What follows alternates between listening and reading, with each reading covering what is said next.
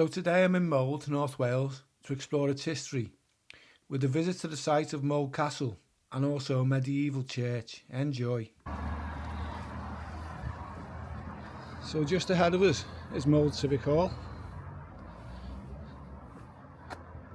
with the Bailey Hill Visitor Centre and a war memorial.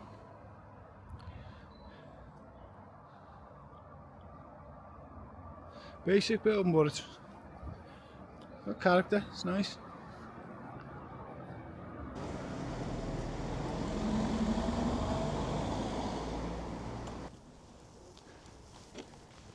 That's quite some building, really.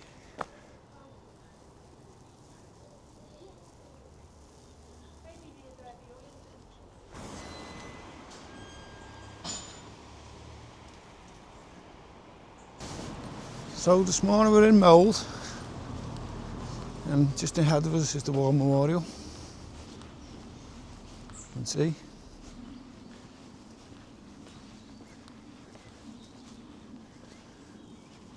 Looks quite beautiful in the sun.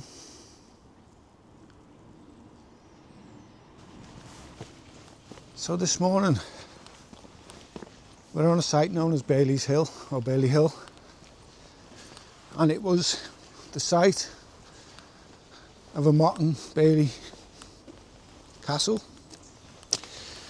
back in the 1100s,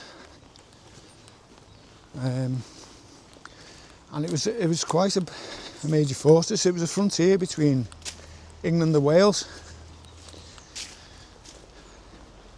and it was a site of many bloody battles. And 1144, Prince Owen Gwynedd recaptured it from the English. I don't actually know which way we're going here. Well, let's have a look. And it stayed in Welsh hands for a while. Oh, getting attacked.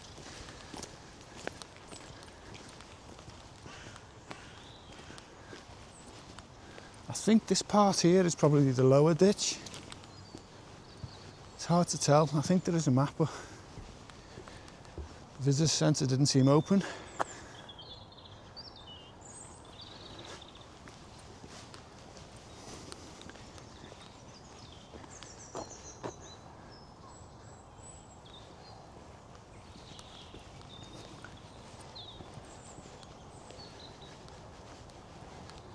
So say there's not a lot left. Well, there's nothing left today of the castle.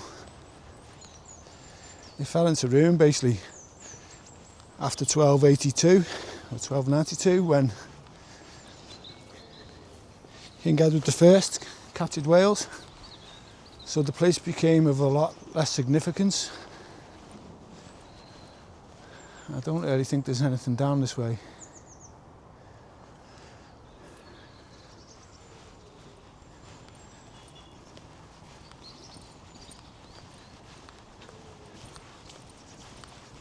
Have a look this way.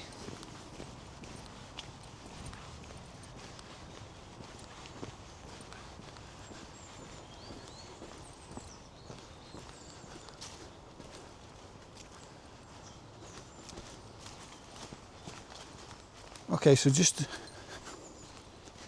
coming up in front of us, this area was the upper ditch. And you'll see a set of stone circles, but unfortunately they're not of any age. Well, nearly 100 years old, but just over. They were put here in 1923 to commemorate the Iced Edford that year.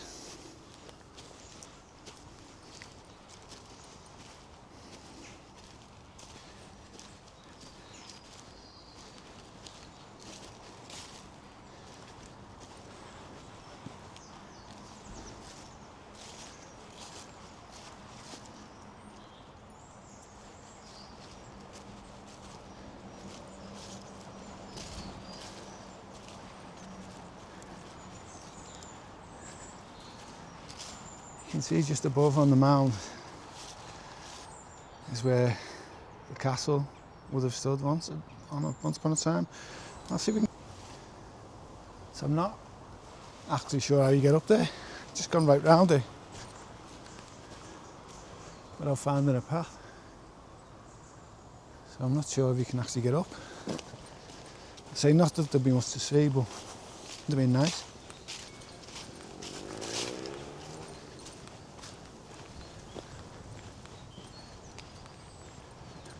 Actually you can. So you can get up. Here we go. Oh.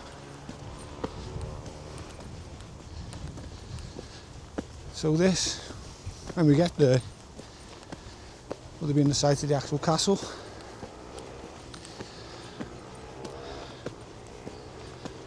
Once Edward captured Wales, it was more of a community then. It was more like a dwelling area, not a fortress. But we are now on the top of Bailey Hill.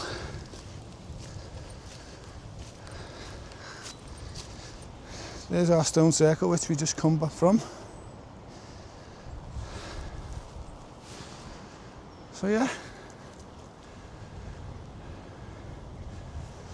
that was Bailey Hill.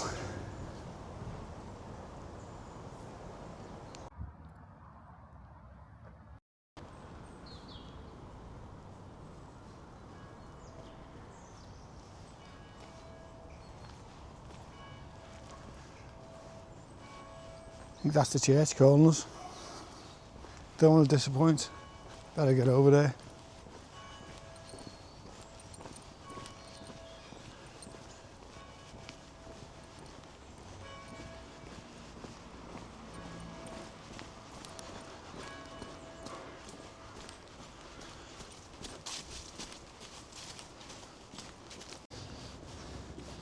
So believe it or not, this building in front of us is the medical centre. Not bad for a medical centre. Certainly beats my one. And date above the door there, 1877.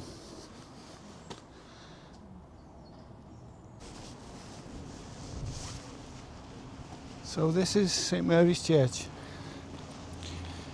It's built on the site of an earlier Norman church, well, a church during Norman times, and which fell into dilapidation,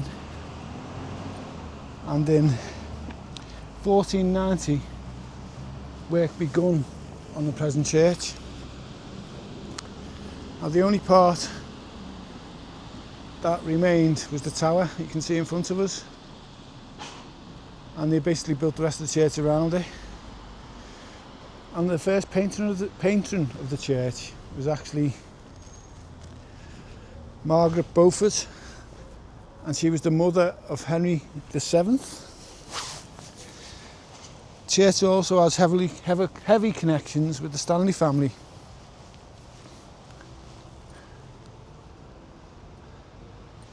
The Lords of Derby.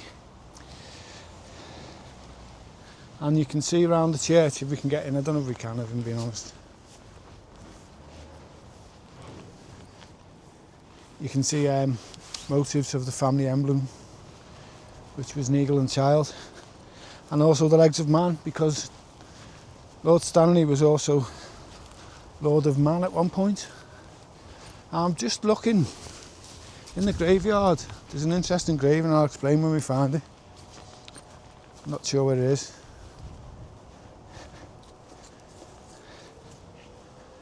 This isn't it. Wow, that's some church.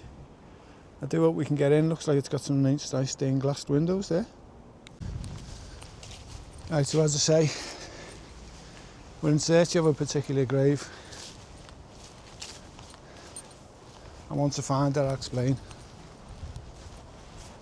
I really don't like standing on graves. I wonder if this could be quite prominent. No, it's not. Thomas Williams Mason died March the 12th, 1869, aged 83. William Williams Mason died April 8th, 1873, 84, a bit of age.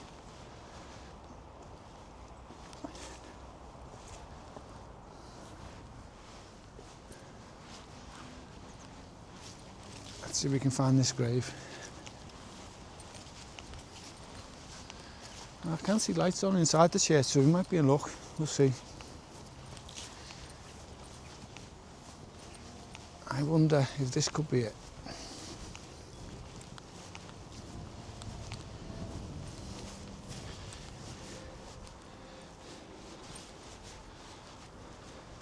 Nope.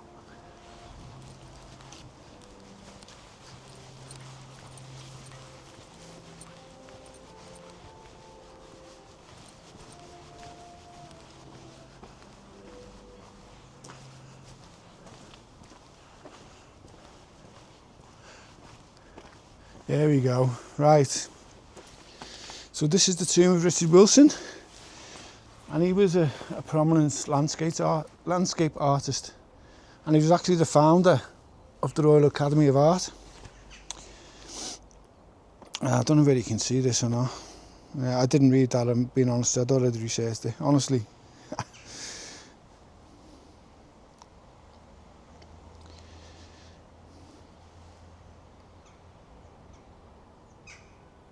I didn't know that. So he lived at Colomendy Hall near Mold, which is ironically where I went in my early school days for a holiday in the Colomendy camp. Wow, that tower.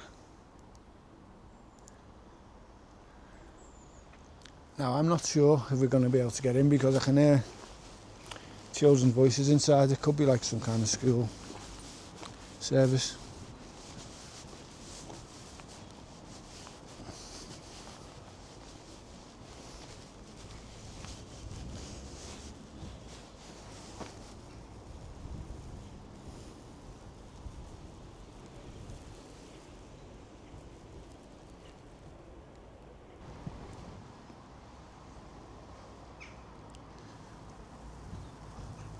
So this is the oldest part, but I think even this bit was rebuilt.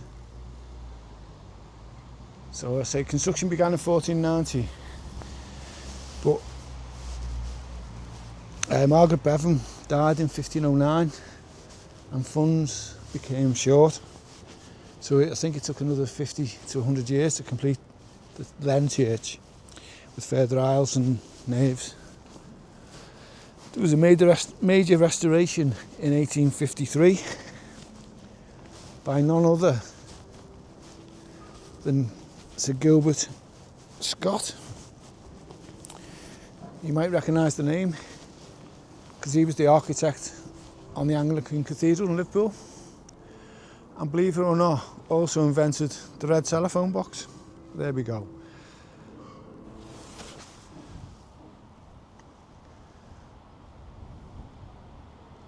That is a massive church. Unfortunately, there is like a school service on, so we're not going to be able to go in today, but never mind. Hope you enjoyed it. Don't forget to like and subscribe. I'll see you in the next one.